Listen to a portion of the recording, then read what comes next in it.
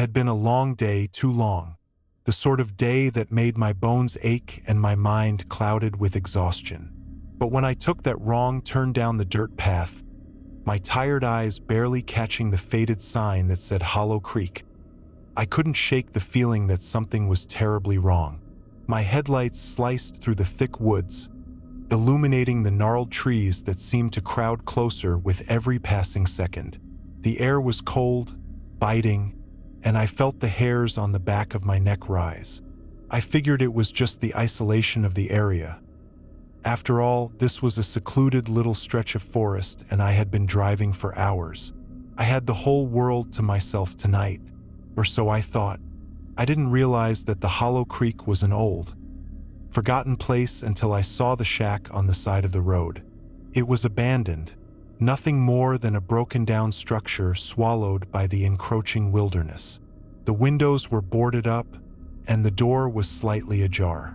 But it was the figure standing in front of it that caught my eye. At first, I thought it was a person, just a traveler like myself, perhaps lost or maybe seeking shelter for the night. But the longer I stared, the more unnatural it became. Its body was twisted, crouched down at a strange angle that should have been impossible, its limbs hanging loosely as if they didn't quite belong to it. The figure's head jerked unnaturally to the side, and then I saw its face, or what I thought was its face. It was half human, half something else. Its skin stretched tight and uneven, like a grotesque mask, and its eyes, those eyes were so dark, they absorbed the light around them. I could feel my pulse quicken, my gut screaming at me to leave, but I couldn't. Something held me there, frozen in place. Then it spoke. Its voice a low, rasping whisper that sliced through the still night air. "Come closer, traveler." I didn't move, but my body trembled as if I had been rooted to the spot by some unseen force. The figure didn't wait for me to approach. It began to move toward me, its limbs twitching and jerking like a marionette with broken strings. And that's when I realized this was no man. It was a skinwalker, something old, something cursed, something that wore the skin of the living. It stopped just a few feet from my car, and I could smell the rot on it, the decay of something that had long since ceased to be human.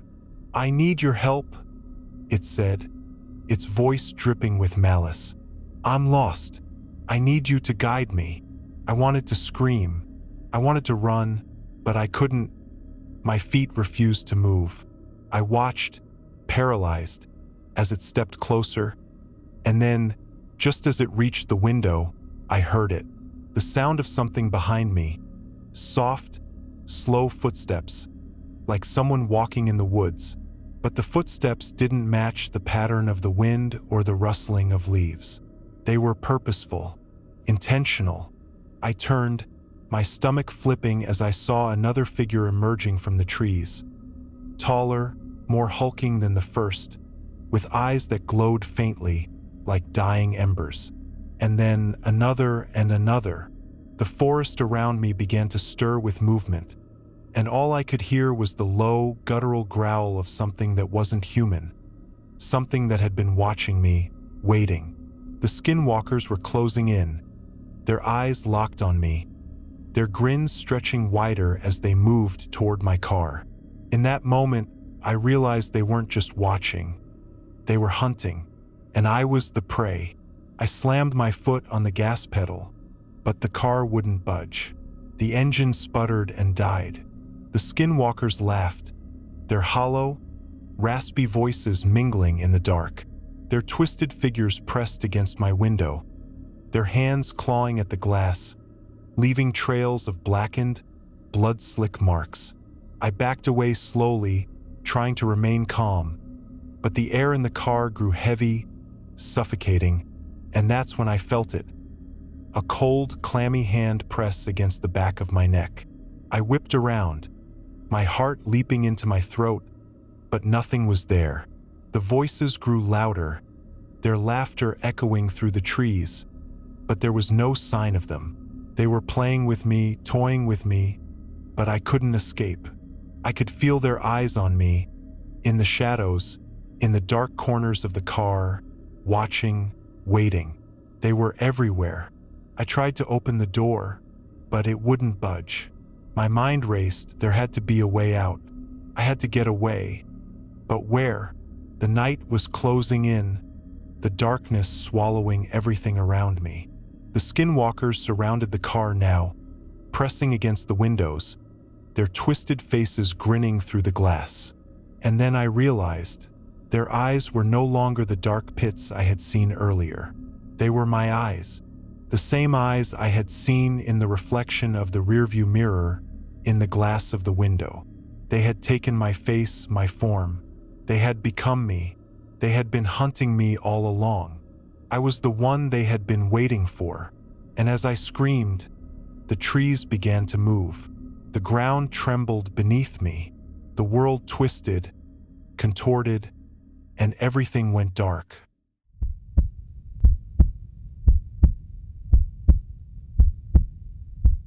It started with an innocent camping trip deep in the heart of Navajo Nation. A trip I'd planned for months, craving isolation and the kind of peace only the wilderness could bring. The first few nights were uneventful. Just me, my tent, and the whisper of the wind through the pines. But on the third night, everything changed. Around midnight, I was jolted awake by a sound. Faint, like someone muttering just outside my tent. I froze, straining my ears. The voice was guttural, a low rasp, repeating words I couldn't understand. Gripping the flashlight, I unzipped the tent and shone it into the darkness. Nothing. The forest was still. I laughed nervously, chalking it up to paranoia, and crawled back inside. Minutes later, a shriek pierced the silence. A blood-curdling sound that didn't belong to any animal I'd ever heard. It seemed to come from everywhere at once. Shaking, I decided to stoke the dying fire for comfort. That's when I saw it, a figure lurking at the edge of the light. Its form was twisted, half human, half something else, with limbs too long and eyes that reflected the fire like a predator's. I couldn't move, couldn't scream. It just stood there, staring. Then it spoke. My name. It said my name in a voice eerily familiar, my mother's voice. But it wasn't her. I backed away slowly, fumbling for my bag where I'd packed a pocket knife. When I looked up, it was gone. The forest fell deathly silent, as if every creature was holding its breath. Gathering my courage, I decided to break camp and leave. I packed in record time, constantly glancing over my shoulder, feeling eyes on me. As I started down the trail, the air grew thick with the stench of decay. The moonlight illuminated something ahead, fresh claw marks gouged into the trees, leading further down the path. That's when I heard footsteps behind me, matching mine, stopping when I stopped. "Who's there?" I shouted, my voice trembling. There was no answer, only the echo of my own voice. Then, a figure stepped onto the trail ahead of me. It was me. I mean, it looked like me, but its face was wrong. Its eyes too wide, its grin too sharp, too cruel. "You're not real," I whispered, but the thing just laughed, a hollow, mocking sound that sent chills down my spine. It lunged at me, and I turned and ran, the trail twisting and blurring in the dim light. I could hear it behind me, its heavy breathing, its nails scraping the ground. I tripped, falling face first into the dirt, and when I turned over, it was above me, its face inches from mine. Its skin crawled like something alive, shifting and bubbling as if it could barely contain what lay underneath. Then it whispered, "Run." I didn't need to be told twice. I sprinted blindly, branches whipping my face, my lungs burning. When I finally burst out of the woods and into the clearing where my car was parked, the thing was gone, or so I thought. Driving away, I caught a glimpse of it in my rearview mirror, standing at the tree lean, smiling that too sharp smile. Even now, I can feel its presence. Every time I hear my name whispered in an empty room, or catch a glimpse of a reflection that doesn't match my own, I know it's still watching, waiting. The Navajo call them skinwalkers, shapeshifters that wear the skin of others to lure their prey. And I know one thing for certain: it knows me now and it'll never stop hunting.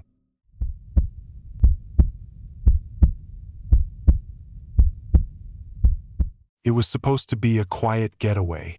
I'd rented a cabin deep in the mountains, hoping for some solitude to escape the noise of the city. But something felt wrong from the moment I arrived. The air was thick with an unnatural stillness, as if the trees themselves were holding their breath. I brushed it off as the unease of being so far from civilization. I settled in, lit the fireplace, and settled on the couch with a book. But the moment night fell, the silence deepened. No animals, no wind, not even the distant hum of a passing car. Just silence. And then came the knocking.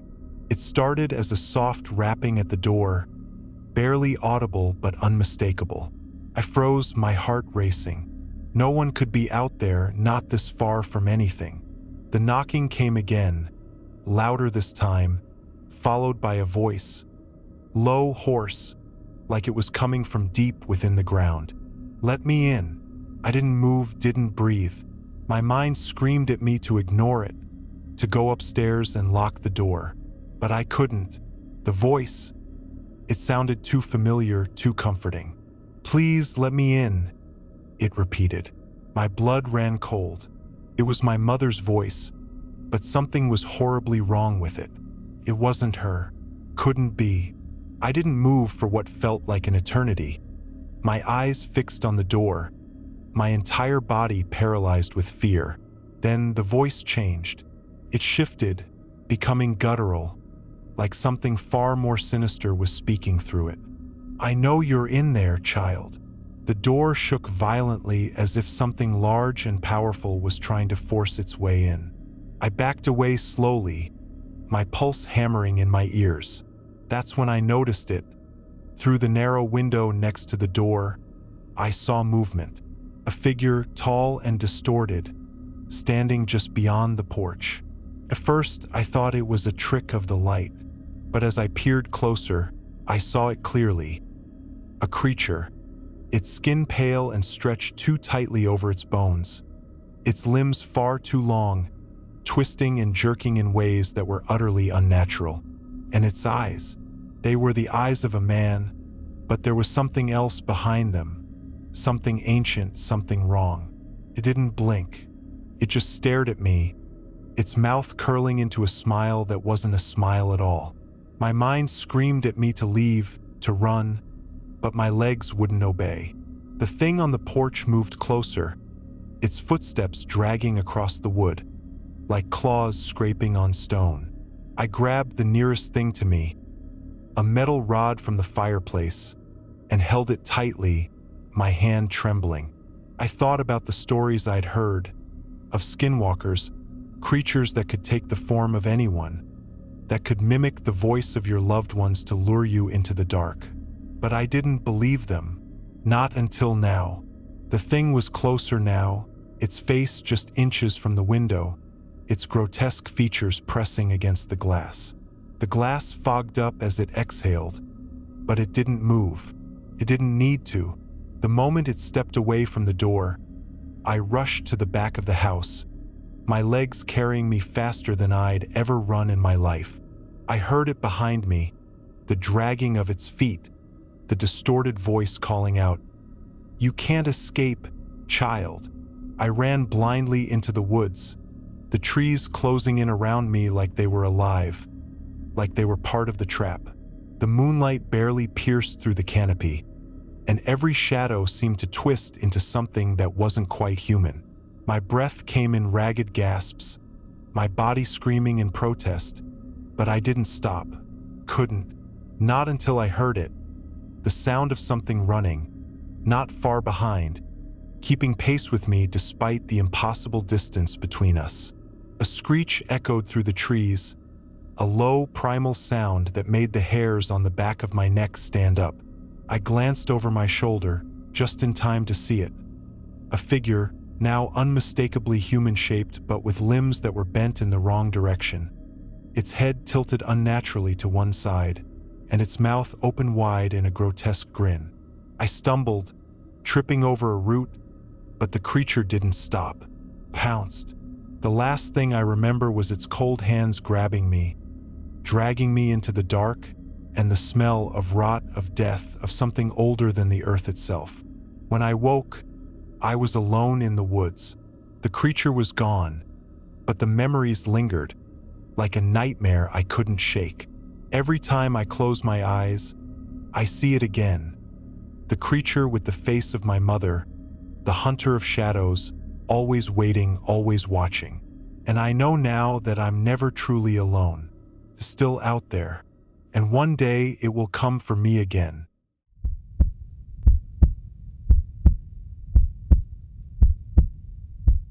It all started one evening when I decided to take a different route home from work. The sun was setting, painting the sky a brilliant mix of reds and oranges, and I felt a sense of unease creeping in, though I couldn't quite place it. As I drove deeper into the woods, the last traces of daylight slipping away, the familiar road I usually took was blocked off due to construction. With no choice but to turn down an unfamiliar path, I found myself on a dirt road that wound through dense trees and thick brush, far from civilization. The further I went, the more oppressive the silence became. No animals, no birds, just an eerie stillness that seemed to hold its breath. I tried to brush off the feeling that something was off, telling myself it was just the isolation of the area. But as the night deepened, I noticed something strange. There was a figure standing by the side of the road, just outside the headlights' reach. I slowed down, squinting, trying to make out what it was. It looked like a person, but something was terribly wrong. It was too tall, too impossibly tall, and its body was unnaturally bent, as if its bones didn't quite fit right. As I drove closer, I saw its face, or at least what I thought was its face. The skin was stretched tight, pulling in a grotesque, almost inhuman way, and its eyes.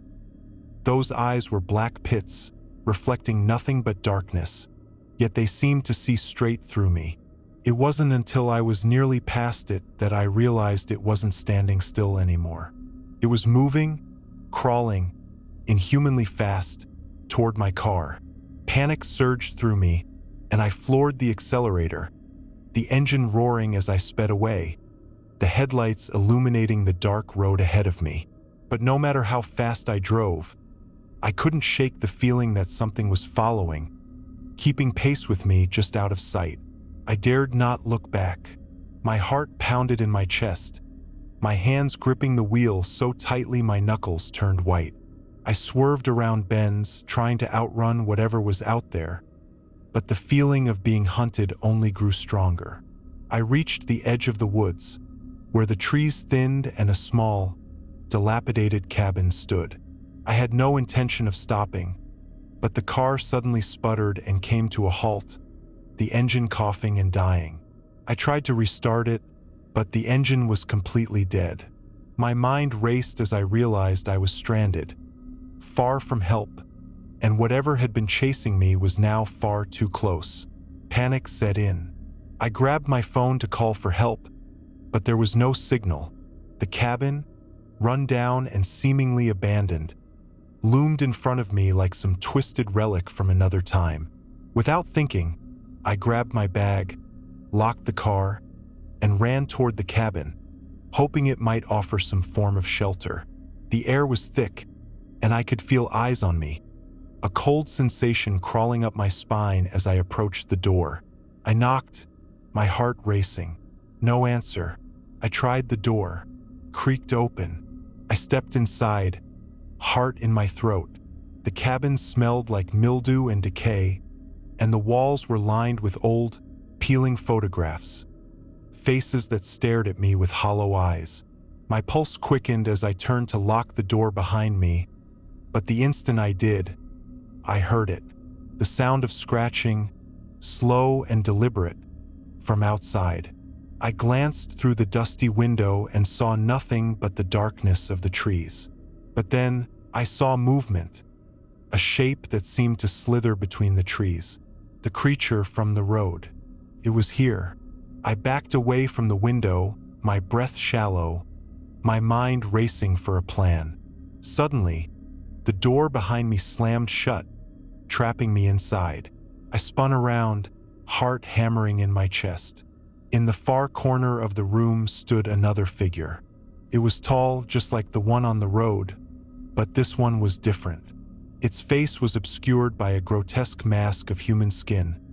Its mouth twisted into an unnatural grin, and its eyes, those dark pits of nothingness, were locked on mine.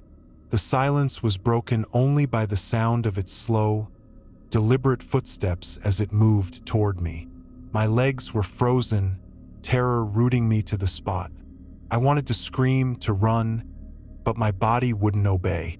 The creature reached out, its fingers long and twisted, covered in patches of dark, raw skin. The moment its hand brushed my shoulder, I felt an icy chill spread through me, a coldness deeper than anything I had ever known. I snapped back into motion, throwing myself at the door, desperately trying to escape, but the door wouldn't open. The creature's hand grasped my wrist, pulling me back into the center of the room. It leaned close, its breath rancid, and whispered in a voice that was not its own. "You shouldn't have come here." The voice, it sounded like my own. My mind reeled, trying to comprehend what was happening, but it was impossible. My body trembled as the creature's mask shifted, revealing a twisted, writhing face underneath. It was me, or it looked like me, my own face, contorted and decayed, staring back at me with a sickening grin. I stumbled back in horror, my mind unraveling. The thing reached for me again, its mouth stretching impossibly wide, revealing rows of jagged teeth. I was trapped. There was nowhere to run, no way to escape, and as its teeth sank into my flesh, I realized with a sickening certainty that I was no longer alone. The creature that had once been me now wore my skin, and it was hunting for someone else to replace. The last thing I saw before everything went black were those empty eyes, staring into mine, a twisted reflection of my own face, as the world around me collapsed into darkness.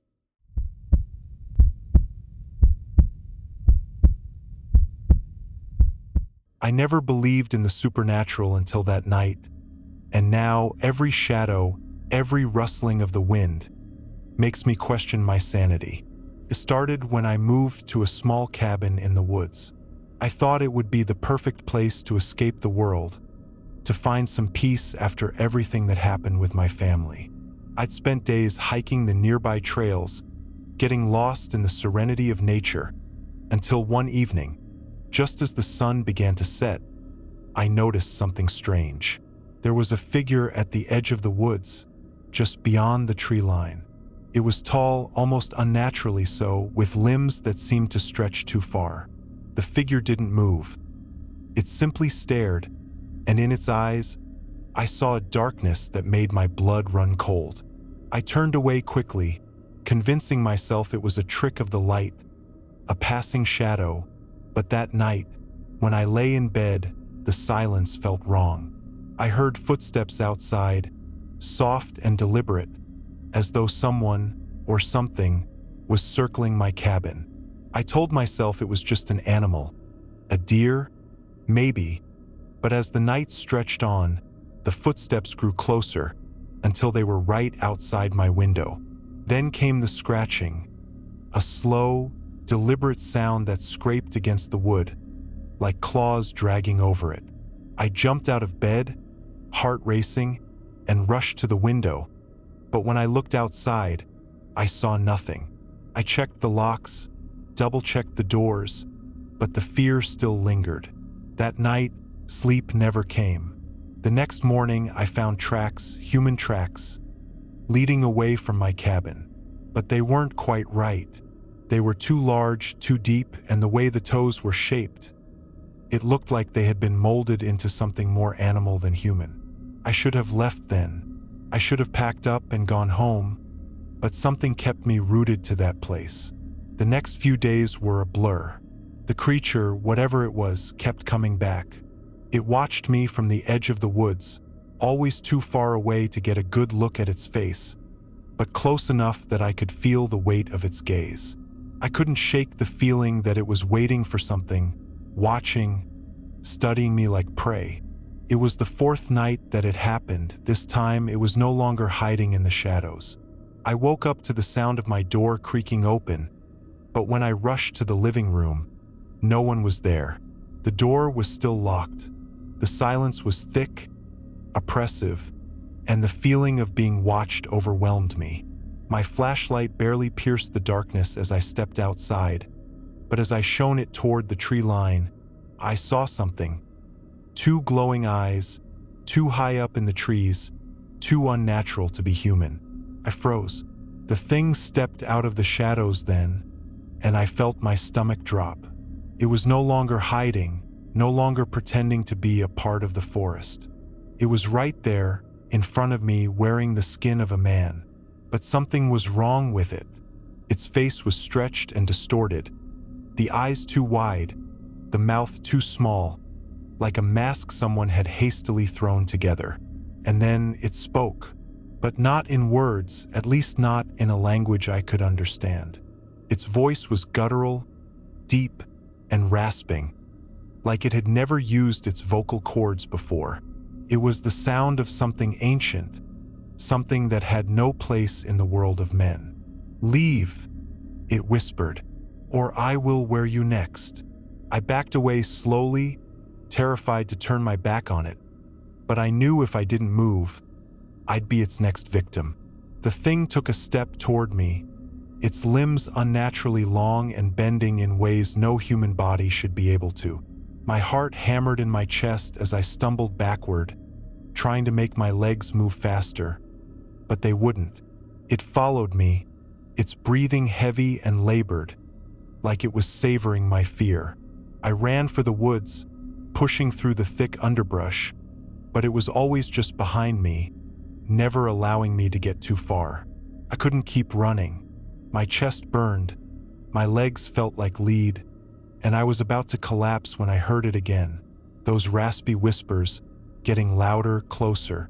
The creature was behind me. I knew I couldn't outrun it, so I turned and faced it. My flashlight flickered out. In the pitch-black darkness, I saw its face once more, this time up close. It wasn't wearing the skin of a man. It was wearing the skin of someone I knew. It was my brother's face, twisted and deformed, his eyes hollow, his mouth stretched wide in a mocking grin. "You left me," it whispered. "You forgot me." I stumbled back, my mind spinning. It was impossible. My brother had died years ago. This thing, whatever it was wearing his skin. The horror of it shattered my mind. I fell to my knees, gasping for air, my hands trembling. But it wasn't done. It crouched down in front of me, its breath cold against my skin, and whispered one last thing. "I will be you," it said, its voice seeping into my soul. I blacked out.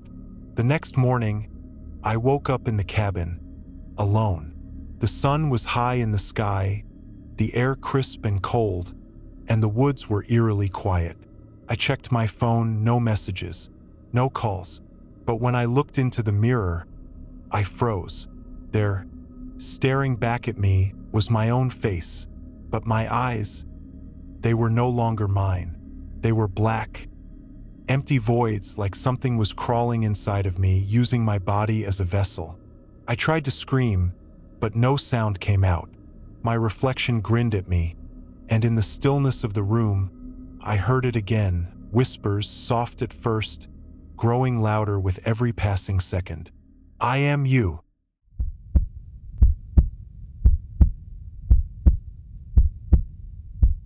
It wasn't supposed to be like this. I never believed in the old tales my grandmother used to tell me as a child. The stories of skinwalkers, spirits that could wear the skin of any animal or human, that could twist their bodies into grotesque shapes and move in ways that defied nature, all seemed like myths, just stories meant to scare children.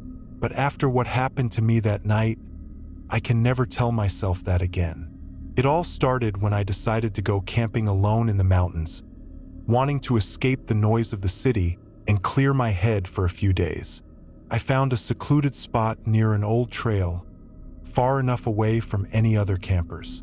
I set up my tent by a creek, the sound of the running water soothing my mind, and as the sun began to set, I built a small fire, content with the peace around me.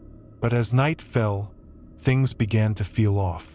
The woods, usually alive with the sounds of animals and insects, fell silent. Even the wind stopped, leaving the air thick and heavy, and I couldn't shake the feeling that I was being watched. At first, I told myself it was nothing, a wild animal, maybe, but then I heard something, a rustling in the bushes, too deliberate to be the wind. I grabbed the flashlight from my backpack and scanned the area around my tent. Nothing, but the feeling remained. I decided to ignore it and went to sleep, but sleep didn't come easily. I tossed and turned, hearing faint whispers that seemed to come from all around me, muffled voices calling my name. The next thing I remember was waking up to a bone-chilling sound, a howl, but not like any wolf or coyote.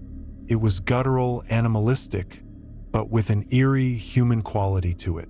The sound echoed through the trees, and I knew instantly that it wasn't some wild animal. I felt my heart race, my hands tremble. I wasn't alone. That's when I heard it. A soft thud, followed by the unmistakable sound of heavy breathing. I froze, holding my breath, not daring to make a sound. The breath came closer, then stopped. I couldn't see anything, but I could feel it, right outside my tent. And then I saw it. Through the small gap in the tent, I saw a figure standing there, hunched over, its eyes glowing faintly in the darkness. At first, I thought it was a person, but the way it moved, the unnatural bend in its limbs, made my blood run cold. It wasn't human. The thing stepped closer, and in that instant, I realized it wasn't just any creature. It was something worse. A skinwalker. My grandmother's voice echoed in my mind, telling me that these creatures were capable of wearing the skins of both animals and humans, tricking the living into trusting them, luring them into the dark, where they would never return. Panic surged through me, and I grabbed the knife I had kept by my side for protection. I wasn't sure if it would help, but I had to try. I unzipped the tent quietly, trying not to alert the creature. The moment the zipper made a sound, the creature jerked its head toward me, and in the moonlight, I saw its face, or what used to be a face. Its skin was stretched and pulled tight, the features distorted into something unrecognizable.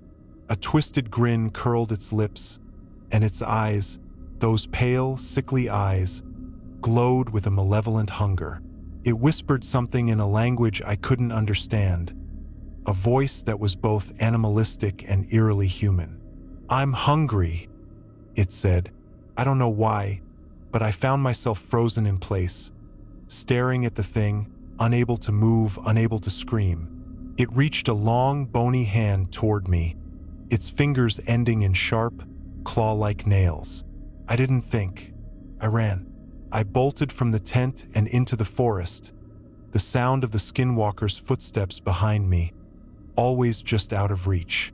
The trees seemed to close in around me, the branches reaching out like skeletal hands, grabbing at my clothes and skin. The creature's laughter echoed through the woods, an unnatural, mocking sound that made my blood run cold. It was playing with me, toying with me like a cat with a mouse. I stumbled over rocks, branches, and roots, the weight of the creature's pursuit growing ever closer. I could hear its breath, ragged and heavy, growing louder with every step I took. Then I heard a voice that sounded almost like my own. I froze. It was calling to me, saying my name, but it wasn't my voice. It was the creature using my voice to trick me, to confuse me. I turned to look, but there was nothing there. My heart pounded in my chest, my body trembling with fear. I couldn't see it, but I could feel it closing in, its presence surrounding me. I ran faster, but no matter how far I went, the sound of its footsteps never stopped. I didn't know what to do, where to go. And then I found myself back at the creek, the same creek where I had set up camp. It was as if the forest itself had turned on me, trapping me in a twisted loop. The Skinwalker was there, standing in front of me, its eyes glowing with malice. And then it spoke again, its voice low and menacing. "You can't escape me." My body felt numb, my mind barely registering the words. The last thing I remember is it lunging toward me, its face distorting into something even more horrifying, its teeth sharp and yellow, its hands reaching out to tear me apart. I don't know how I'm still alive, but when I woke up, I was lying at the edge of the forest, the sun rising behind me.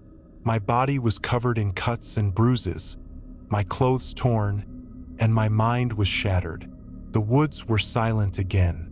I'm not sure what happened that night, or if I'll ever fully understand it, but I do know one thing: it's still out there. It's waiting, watching, and I know that it will come for me again. And when it does, I won't be able to outrun it a second time.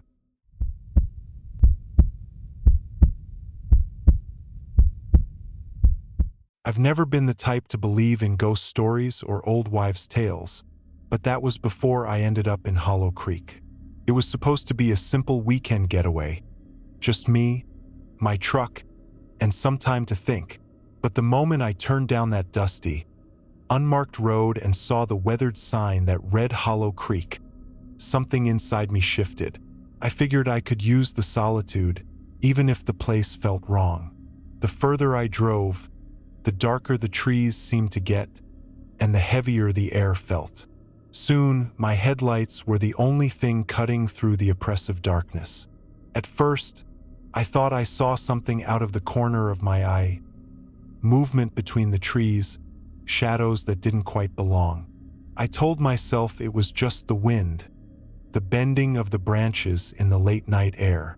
But when I reached the old cabin, I knew something was off. The cabin looked like it hadn't been lived in for decades. The roof sagged, and the windows were dark. So dark, in fact, that they seemed to swallow the light from my truck's headlights. I pulled up beside it, heart thumping in my chest for no reason I could explain. Maybe it was the isolation, maybe it was the creeping unease in my gut. But curiosity got the better of me, and I stepped out of the truck, the gravel crunching underfoot as I approached the cabin. The door was cracked open, and through the narrow gap, I could hear what sounded like breathing. Heavy, slow, and rhythmic, like someone or something was waiting inside. I didn't knock. I didn't hesitate. I pushed the door open, and as soon as I stepped inside, the temperature dropped.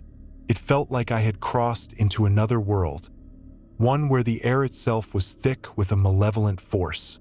The floorboards creaked under my weight, and I froze, listening for any sign of movement. At first, all I could hear was the sound of my own breath, ragged and quick. But then something else.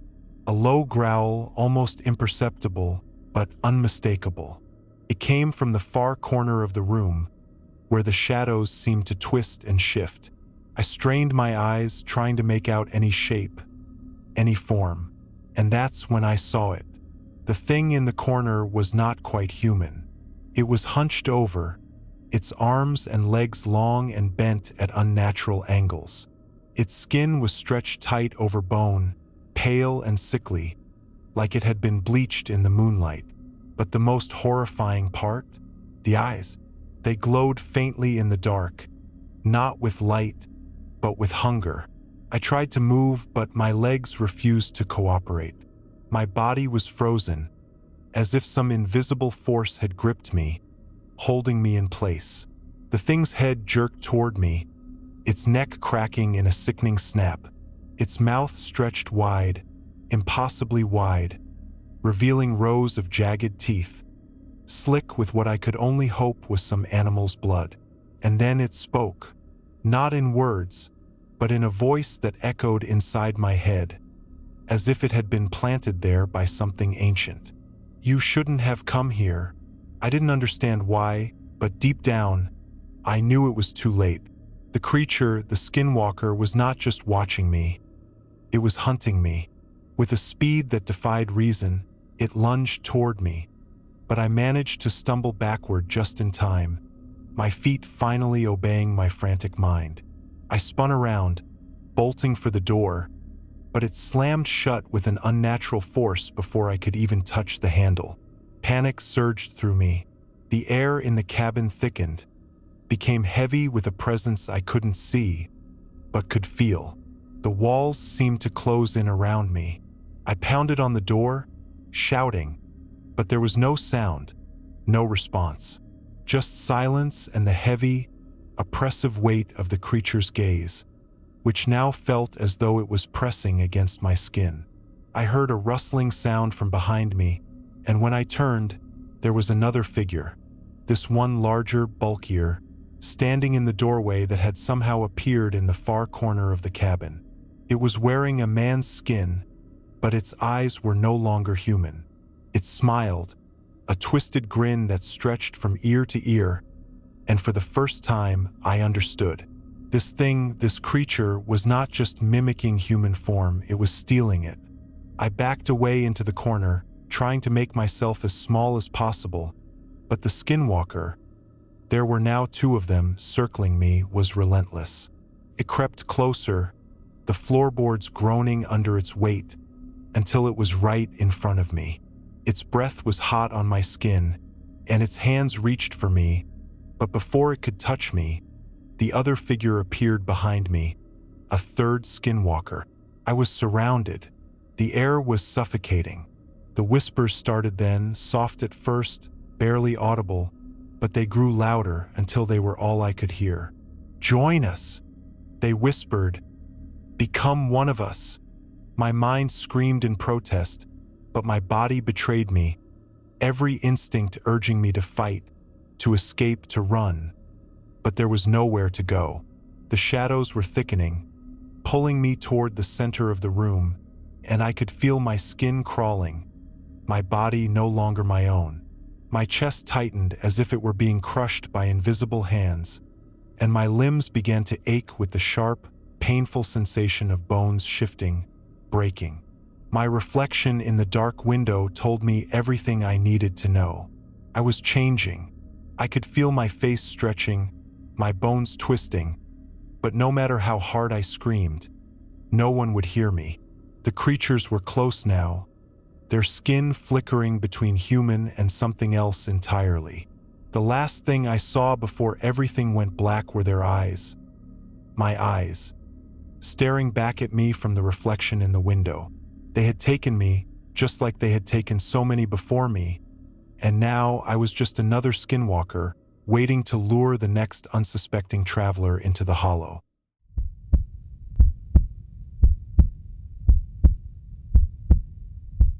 I never thought it would be me. When I moved to the isolated cabin in the mountains, I was just looking for peace. The kind of peace you only find far away from the noise of the world, away from the reminders of all my mistakes. I had a week to myself, no phones, no distractions, and for the first few days, everything felt like a dream. The air was fresh, the nights were cold and quiet, and the only sounds I heard were the wind rustling through the trees and the crackling of the fire in the hearth. But that peace didn't last long. It started with the footsteps. At first, I thought it was just the wind, or maybe an animal wandering through the woods. But they were too deliberate, too constant, and they always seemed to be getting closer. Every night, they grew louder. Someone or something was circling the cabin, and I could hear the weight of its footsteps crunching the snow outside. The worst part wasn't just the sound. It was the silence that followed. As soon as I'd hear it, I'd freeze, holding my breath, waiting for whatever it was to move again. But it never did. Then the whispers began. They started faintly, just a barely audible murmur at the edge of my hearing. At first, I thought it was my imagination, the wind playing tricks on me, but the voices grew more distinct. They sounded like words, but they were in a language I didn't recognize. I tried to tell myself it was just the isolation, that maybe my mind was playing games with me, but the whispers didn't stop. Every night they came back, getting louder, more insistent, until I couldn't sleep. I stayed awake for hours at a time, clutching the blanket around me, listening to the rhythmic tapping of the footsteps and the soft, rasping whispers. I began to feel like I was being watched, followed, as though I wasn't alone in the cabin anymore. That's when I saw it. One night, around midnight, I woke up to the sound of the door creaking open. My heart skipped a beat as I jumped up and grabbed the nearest thing I could, a heavy iron poker, and stumbled to the door. But when I opened it, there was nothing there. Just the empty snow, blanketed in white, stretching endlessly in every direction. I couldn't shake the feeling that someone had been standing just outside, watching me. I didn't sleep that night. I spent the hours pacing the cabin, glancing nervously at every shadow. The whispers were back, this time louder and more urgent. It felt like they were inside my head, scratching at my thoughts, begging for attention. The next day, I went out into the woods to try to shake off the unease.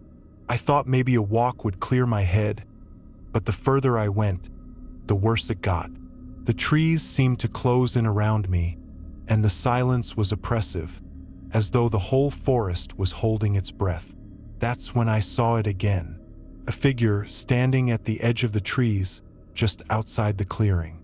At first, I thought it was a person, maybe a hiker or a ranger, but when I looked closer, I felt my stomach drop. The figure was tall, unnaturally tall, with long, crooked limbs that looked like they didn't belong. It stood perfectly still, its face hidden in the shadows of the trees, but I could feel its eyes on me, burning through the darkness. I turned and ran. I didn't stop until I was back at the cabin, my heart racing, my breath coming in short gasps. But even then, the feeling didn't leave me. I locked every door, shut every window, but I couldn't shake the sensation that something was wrong. Something was in the house with me. That night, I heard the whispers again, but this time they weren't just words. They were laughter, low, mocking, like the thing outside was enjoying my fear. The footsteps began again, slow and deliberate, circling the cabin. But now they were accompanied by something worse, a scratching sound, like claws dragging against the wood. I didn't know what to do. I could feel it getting closer, feel its presence outside, and I knew it wasn't human. Couldn't be. It wasn't until the door suddenly crashed open, the frame splintering as though something enormous had slammed into it, that I realized how much trouble I was really in.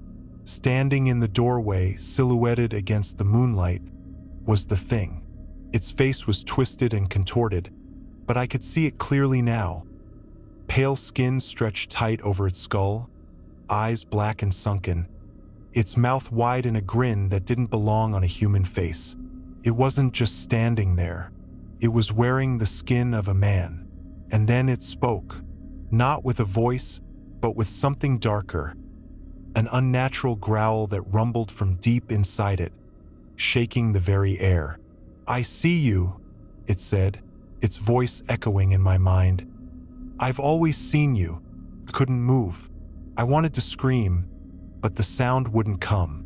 The creature stepped forward, its long, twisted legs dragging across the floor. Every movement was jerky, unnatural, like its bones were dislocated, like it was wearing the skin of something it was never meant to wear. I backed away, but there was nowhere to go. My body froze in terror as it reached out, its claws long and sharp, brushing against my cheek. The whispers were louder now, overwhelming me, their voices mingling with the creature's guttural growls. "You're next," it whispered. "Your skin will be mine." The last thing I remember is its face, inches from mine, the smell of rot and death filling my nose as it smiled, its mouth stretching impossibly wide. Then darkness. When I woke up, I was back in the cabin, but everything was wrong. The air was thick, suffocating.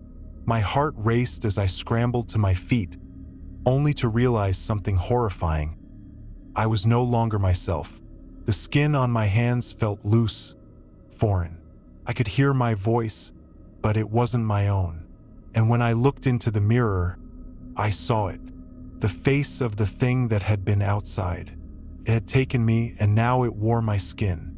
And I could feel it deep inside, its presence smothering mine. I was trapped in its body now, a prisoner in my own flesh, forced to listen as it whispered the last words I would ever hear. "I told you, I've always seen you."